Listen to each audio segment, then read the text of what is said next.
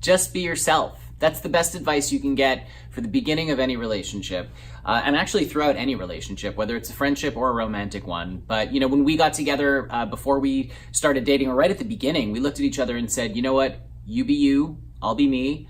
And if this works, great. And if it doesn't, great. But let's not try to be what the other person wants. And we've all been down that road where you try to be what the other person wants, and after 6 months or whatever, it doesn't work out because all of a sudden you have to be yourself again.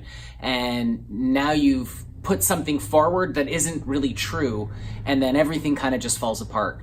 Whereas instead, if you were to just be yourself from the beginning, either it won't work right away or it will work, and it's going to be something absolutely beautiful. Now, Jacob, if you're watching this right now, hopefully you're older and maybe you're starting to date, you're a teenager, I don't know, maybe you're in your 20s, but when you're at that point, it's about trying to figure out who you are and trying to figure out what you want out of life. So don't put too much stock in it. It's okay to stay in a relationship forever. I think that's wonderful. I think that personally, don't get married before 30. That's just golden advice rule, because I don't think people know who they are until they're 30. I think your 20s is basically where you kind of make all the mistakes and kind of figure it all out. And then when you hit 30, you're like, okay, cool, I think I got this. And then, we don't really got it because we never do. We're always learning. But at the end of the day, you have to just be yourself, okay? Nothing that anyone ever does or says is personal. It can't be, because we're not able to see through each other's eyes, right? So if nothing's personal and what that person sees or likes or whatever, it's kind of irrelevant. Either you guys get together and you get along and it works, or it doesn't.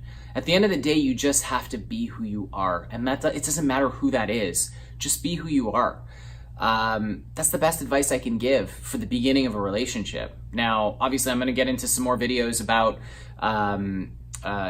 specific instances in relationships, and those are coming.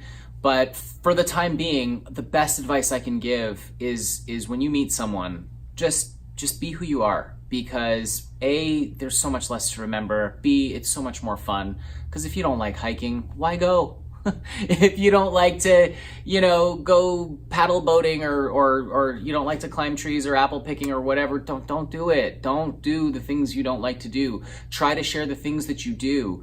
And on that note, right, a lot of people believe that in a relationship you have to do everything together. And not only is that untrue, but it's unhealthy. You have to have your own thing. You have to have your own space. You have to be able to kind of go, hey, you know what? I like to do whatever, go bowling or, play video games or whatever it is. And, she or he or whoever likes to do other things, math, writing, drawing, it doesn't matter. But you have to be able to have a life outside of each other. The best relationships and the only ones that work, in my opinion, are the ones where two complete individuals come together and decide to be together. This whole you complete me nonsense is absolute, it's garbage. It's BS. You have to be a complete person and in a relationship with a complete person. Otherwise, you're looking to that other person to provide your happiness, and that is the absolute recipe for disaster. So that's what I've got for you today. If you learned something today and you enjoyed this, go ahead and hit that like button, subscribe. That would be awesome. Thank you. And we'll see you next time.